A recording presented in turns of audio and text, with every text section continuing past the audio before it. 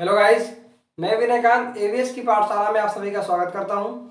आज हम लोग क्लास 12 जीव विज्ञान जनरल स्वास्थ्य यानी कि रिप्रोडक्टिव हेल्थ के लघुत्तरीय प्रश्न जो कि 3 नंबर के पूछे आते हैं, 3 अंक के पूछे आते हैं, इनके बारे में डिस्कस करेंगे।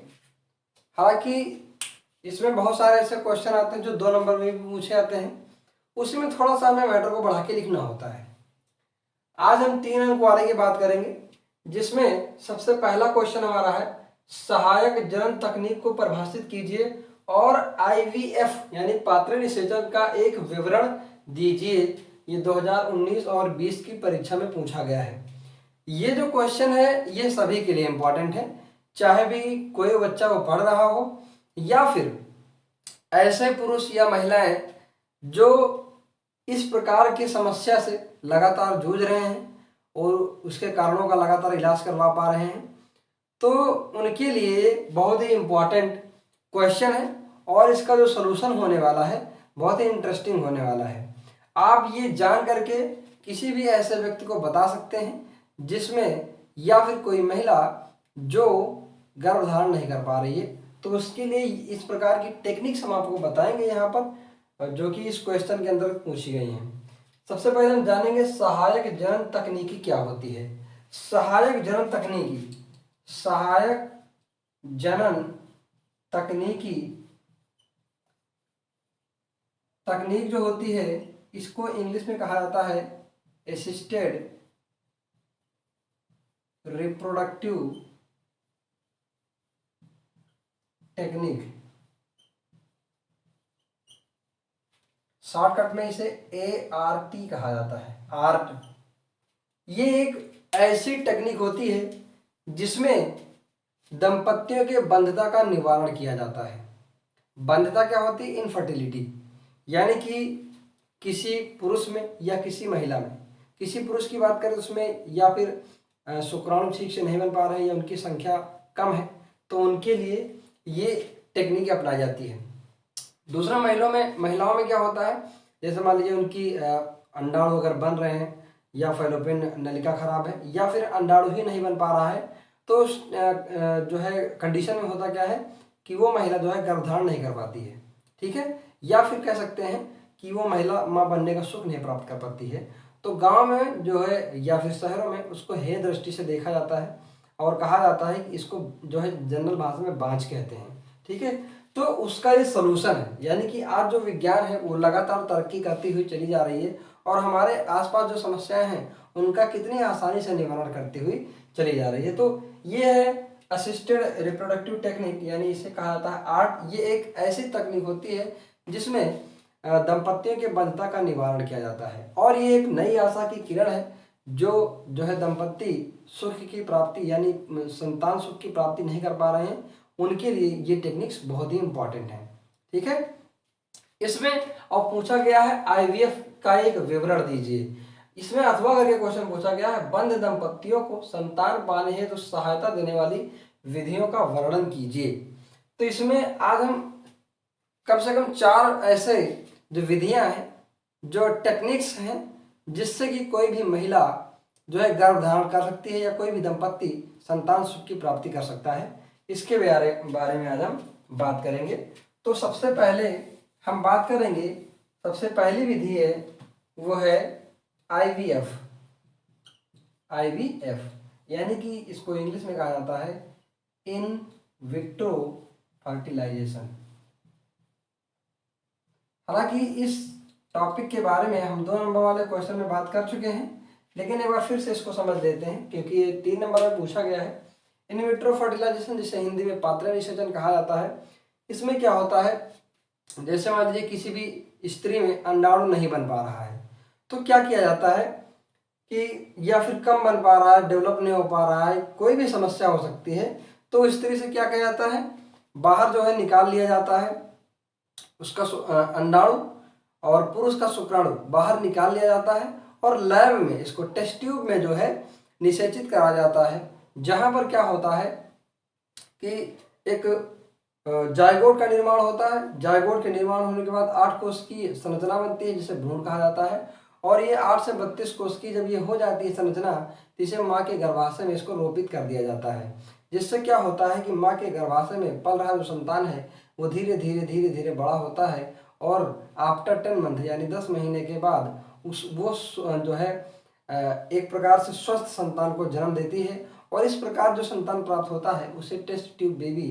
कहा जाता है, यानी परकनली शिशु कहा जाता है। और ये पूरी प्रक्रिया जो है पात्र निषेचन कहलाती है, यानी कि IVF कहलाती है, यानी कि इन विट्रो फर्टिलाइजेशन। प्रयोगशाला में मादा से अंडाणु लेकर के और पुरुष से शुक्राणु को लेकर के परक नली में इसको जो है निषेचित किया जाता है। जब ये यहाँ पर युग्मनज यानी जायगोट का निर्माण होता है तो 8 से 32 कोशिकाओं के बीच की संरचना जब होती है तो इसे माँ के गर्भाशय में रोपित कर दिया जाता है, जहाँ पर बच्चे का जो है पोषण होता है, जिससे धीरे धीरे बच्चा बड़ा होता है और 10 महीने के बाद उसे जो है एक अच्छे यानी कि कह सकते हैं कि स्वस्थ बच्चे को जन्म देती है। और इस प्रकार के प्राप्त बच्चे को टेस्टी बेबी या परकनली शिशु कहा जाता है। दूसरा हमारा तरीका है ICSI। ये भी एक टेक्निक है, इसका पूरा नाम है इंट्रा साइटोप्लाज्मिक स्पर्म इंजेक्शन। ये क्या होता है?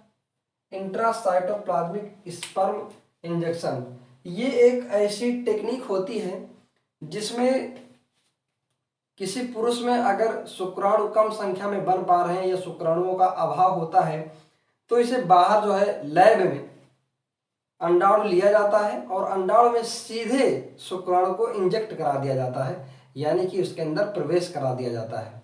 उससे क्या होता है, युग्मनज का निर्माण होता है और युग्मनज को फिर से जो है महिला के गर्भाशय के अंदर जो है उसको रोपित कर दिया जाता है, जिससे क्या होता है स्वस्थ संतान का जन्म होता है।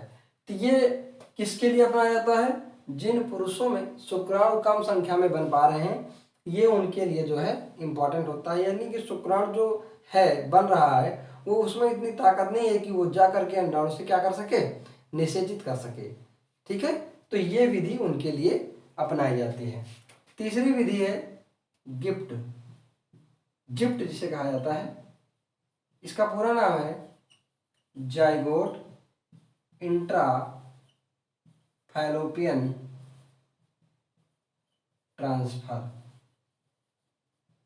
जाइगोट इंट्राफैलोपियन ट्रांसफर ये क्या होता है?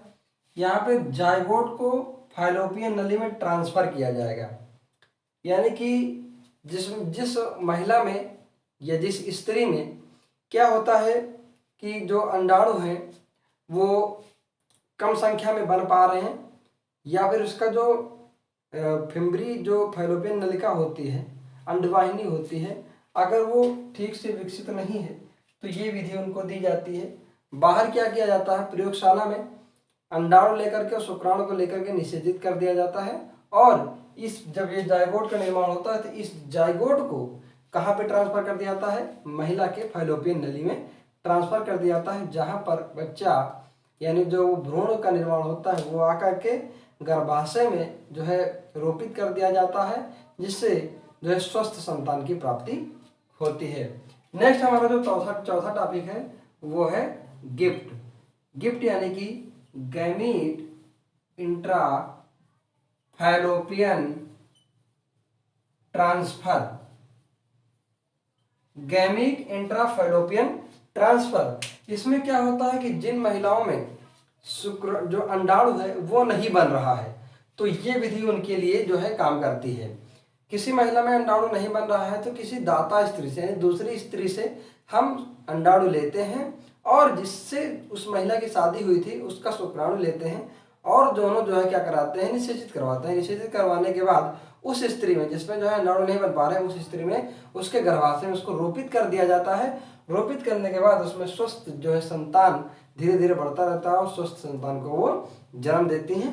ये विधि उनके लिए। तो ये 4 इंपॉर्टेंट विधि हैं जो एक बंध दंपत्ति को संतान पाने हेतु तो सहायता देती हैं। ये ऐसी 4 विधियां हैं, ये टेक्निक है, बहुत ही इंपॉर्टेंट टेक्निक है। ठीक है, अब हम लोग बात करेंगे नेक्स्ट क्वेश्चन के बारे में। अगला क्वेश्चन है जनसंख्या विस्फोट के कारणों का उल्लेख कीजिए। तो सबसे पहले हम जानेंगे जनसंख्या विस्फोट क्या होता है। जनसंख्या विस्फोट, इसमें बहुत सारे बच्चे कंफ्यूज हो जाते हैं। जनसंख्या विस्फोट का मतलब समझ लेते हैं कि जनसंख्या के बीच में कोई बम गिर गया और जनसंख्या खत्म हो गई, दब गई, यानी विस्फोट हो गया। ठीक है, तो प्यारे बच्चों, जनसंख्या विस्फोट का मतलब ये नहीं होता कि कहीं पर जनसंख्या खत्म हो गई या नष्ट हो गई। ठीक है, जो पृथ्वी पर जनसंख्या लगातार बढ़ रही है, पृथ्वी पर लगातार जनसंख्या बढ़ रही है, और इसी लगातार जनसंख्या बढ़ने को ही जनसंख्या विस्फोट कहा जाता है। तो जनसंख्या जो लगातार बढ़ रही है, इसके कारण क्या है, इसके बारे में हम बात करेंगे इस क्वेश्चन के अंतर्गत। 2019 की परीक्षा में पूछा गया है। तो सबसे पहला जो कारण है, ये हम जानेंगे कि क्यों जनसंख्या विस्फोट लगातार हो रही है। तो सबसे पहला कारण है निम्न सामाजिक स्तर। निम्न सामाजिक स्तर, निम्न सामाजिक स्तर का मतलब क्या होता है, हमारा जो भारत देश है, इसमें बहुत सारे गांव हैं। क्या है, बहुत सारे गांव हैं, और गांवों की जो जनता होती है ये बहुत ही कम पढ़ी लिखी होती है। तो ये गरीब जनता भी होती है। तो इनका सोचना क्या होता है, इनका सोचना ये होता है कि अगर हमारे घर में ज्यादा बच्चे रहेंगे तो ज्यादा कमाएंगे, और जब ज्यादा कमाएंगे तो हमारा जो परिवार है ज्यादा खुश रहेगा। और यही कारण है कि लगातार जनसंख्या भी बढ़ती रहती है, और ज्यादा संतान उत्पन्न करने में वो सक्षम होते हैं। और अगर संतान उत्पन्न करेंगे तो जनसंख्या क्या होगी, बढ़ेगी, है कि नहीं। ठीक है, दूसरा जो कारण हमारा है वो है साक्षरता कह सकते हो या निरक्षरता कह सकते हो। निरक्षरता, निरक्षरता मतलब होता है पढ़े लिखे होना। तो हमारा जो भारत देश है, इसमें हमने बताया कि ज्यादातर इसमें गांव ही है, और गांवों की जो जनता होती है कम पढ़ी लिखी होती है। ठीक है, जब जनसंख्या जब कम पढ़ी लिखी होती है तो इनको जो है जनसंख्या जो कम होगी या परिवार में लोगों की संख्या कम होगी, तो इसके क्या परिणाम होंगे, इससे क्या क्या हमें आसानी से हासिल मिल सकता है, ये इनको नॉलेज नहीं है। ठीक है, तो हमें जो है हमारी जो जनसंख्या है वो क्या है, निरक्षर है, यानी कम पढ़ी लिखी हुई है, जिसके कारण जनसंख्या लगातार बढ़ती हुई चली जा रही है। तीसरा जो कारण है, तीसरा कारण है पुत्र प्राप्ति की चाह। पुत्र प्राप्ति की चाह, यानी कि आजकल चाहे गांव हो या शहर हो, हर दंपति यानी कि जिसकी शादी हुई है, हर दंपति ये चाहता है कि हमारे पास कम से कम एक बेटा जरूर हो। आज भी ये चाहते हैं कि एक बेटा हो जो हमारे वंश को आगे बढ़ाएगा, और जब तक बेटा नहीं होता है तब तक जो है ये जनसंख्या यानी कि संतानों की उत्पत्ति करते रहते हैं, और यही कारण है कि लगातार जनसंख्या बढ़ती हुई चली जा रही है। ठीक है, तो ये तीन कारण है। चौथा कारण हमारा है बाल विवाह।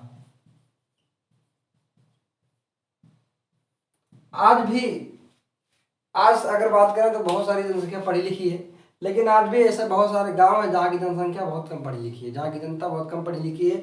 तो आज भी ये बाल विवाह कर देते हैं, यानी कि जिनकी उम्र 18 साल लड़कियों की और लड़कों की 20-21 साल के बाद नहीं होती, उसके पहले इनकी जो है शादी कर देते हैं। जिससे क्या होता है, उनके पास पूरा समय मिलता है, यानी कि वो ज्यादा दिनों तक संतान उत्पत्ति करते रहते हैं, और ये भी एक कारण है जो लगातार जनसंख्या बढ़ रही है। ठीक है, तो ये हमारे चार कारण हैं। कितने कारण हो गए, चार कारण हो गए। ठीक है, अब ये तीन नंबर में क्वेश्चन पूछा गया है। अगर आप इतने टॉपिक लिखेंगे यानी इतने हेडिंग डाल के लिखेंगे तो जाहिर सी बात है कम से कम आपके दो पेज तो भर ही जाएंगे, एक या दो, 1.5 या 2 पेज तो भर ही जाएंगे, तो आपके लिए पर्याप्त है। बाकी बहुत सारे रीजन है जनसंख्या विस्फोट के, उसको हम जो है बाद में डिस्कस करेंगे। ठीक है, नेक्स्ट हमारा क्वेश्चन है हार्मोनल गर्भ निरोधन पर संक्षिप्त टिप्पणी लिखिए। बहुत इंपॉर्टेंट टॉपिक है, 2008 में पूछा गया है, इसके पूरे चांसेस है 2021 की परीक्षा में पूछे जाने के। हार्मोनल गर्भ निरोधन, यहाँ पे दो चीजें हैं, एक है हार्मोनल, हार्मोनल मतलब हार्मोन स्रावित करना यानी कि हार्मोन रिलीज होना, दूसरा है गर्भ निरोधन यानी कि गर्भधारण को रोकना। यानी कि इसमें पूछा गया है कि ऐसे कौन से हार्मोन है जिसकी वजह से गर्भ निरोधन यानी गर्भधारण को रोका जा सकता है, उस पर जो है हमको टिप्पणी लिखना है। तो ये क्या होता है, हार्मोनल गर्भ निरोधन क्या होता है, पहले इसको जानेंगे। यानी कि हार्मोन के द्वारा ऐसी टेक्निक के द्वारा जिससे कि गर्भधारण को रोका या कम किया जा सके उसे हार्मोनल गर्भ निरोधन कहते हैं। इसमें क्या क्या होती है? इसमें कुछ गर्भ निरोधक गोलियां होती हैं, कुछ जो है मोचित आयोडीज होते हैं, इस तरह से कुछ अंतरोपित होते हैं, जिसकी वजह से ऐसे कुछ टेक्निक होती हैं जैसे कि आईयूडी हो गया, हमने बताया, गर्भ निरोधक गोलियां हो गई, ये हमने बताया। ये क्या करती हैं? जैसे आईयूडी की बात कर लें, इंट्रा यूटराइन डिवाइस, ये जो है माता के गर्भाशय में जो रोपित किया जाता है, लगा दिया जाता है, जिससे क्या होता है, जैसे कापर मोचित आईयूडी है, ठीक है, तो कापर आयन को मोचित करता है, कापर आयन को रिलीज करता है, जिससे क्या होती है कि जो शुक्राणु और अंडाणु है इनके मिलने की दर कम हो जाती है, जिससे क्या होगा, गर्भधारण की क्षमता कम होगी, यानी गर्भधारण कम होगा।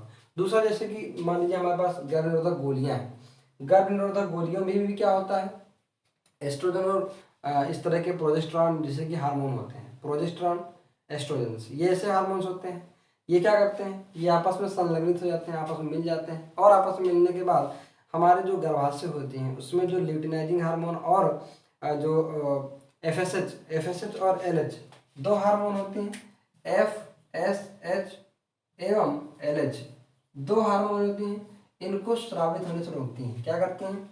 ये हार्मोन को स्रावित होने से रोकती हैं, जिससे क्या होता है कि गर्भधारण की क्षमता कम हो जाती है। इसके अलावा जो हमारी गर्भाशय ग्रीवा होती है उसमें जो श्लेष्मिका होती है उसकी गुणता में भी बदल देते हैं, यानी बदलाव आ जाता है, जिसकी वजह से जो चिकनाहट पैदा हो जाती है। तो जिसकी वजह से क्या होता है, जो शुक्राणु होते हैं वो अंडाणु से नहीं मिल पाते हैं, जब अंडाणु से नहीं मिल पाएंगे तो क्या होगा, तो गर्भधारण जो है क्या होगा, कम होगा, और हमें यही करना भी है ना।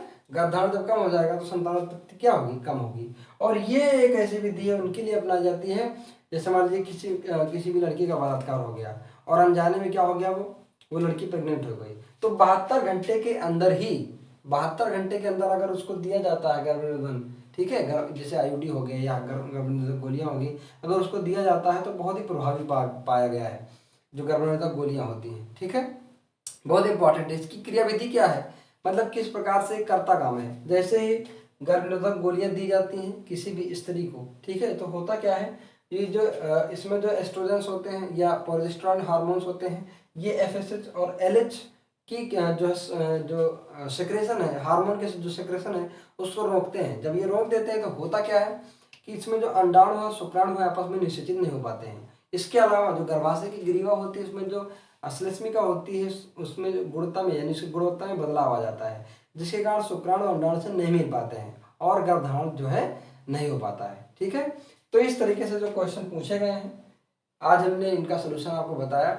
और प्यारे बच्चों, जो मैं आप लोगों को सोल्यूशन प्रोवाइड करा रहा हूँ, जो मैं बोल रहा हूँ बिल्कुल ऐसे ही आप अपनी भाषा में आप उस उत्तर को लिखिए, ठीक है, अपनी स्ट्रेटेजी बनाइए। जो मैं बताता हूँ इसको आप लिखते जाइए और जैसे मैं बताता हूँ उसको सुनते जाइए। एक बार में समझ में नहीं आ रहा है इसको दोबारा फिर सुनिए, तिबारा फिर सुनिए। जब इसको बार बार सुनते रहेंगे ना तो आप लोगों की ये समझ में क्वेश्चन जरूर आएंगे और आप अच्छे से आंसर लिख पाएंगे। और मैं वादा करता हूँ आपसे कि जितने भी क्वेश्चन मैं यहाँ पर करवाता हूँ बहुत ही आसान भाषा में करवाता हूँ ताकि आप लोग लिख सकें। यहाँ पर कोई भी जो है किताबी भाषा का हम इस्तेमाल नहीं करते हैं, अपनी भाषा में आप जो है किस प्रकार लिखेंगे इस तरह से हम आपको बताते हैं। वीडियो को लाइक करें, ज़्यादा से ज़्यादा शेयर करें, अगर चैनल पर नए हैं तो सब्सक्राइब करें। धन्यवाद।